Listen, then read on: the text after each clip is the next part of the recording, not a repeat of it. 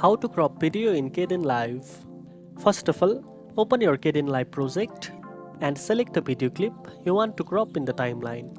Next, click on the effect menu and in the search bar, type crop. Then, drag and drop the effect titled crop, scale and tilt onto the video clip in the timeline.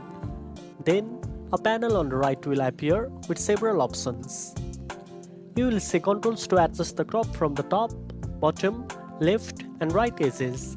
Use the sliders or manually enter values to crop the video frame exactly how you want. You can preview the changes in real time and fine-tune the crop until you are satisfied with the result.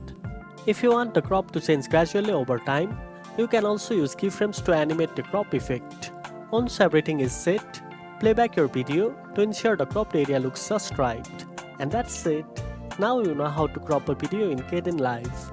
If you found this video helpful, don't forget to like, share and subscribe for more tech tips. Thanks for watching and I'll see you in the next one.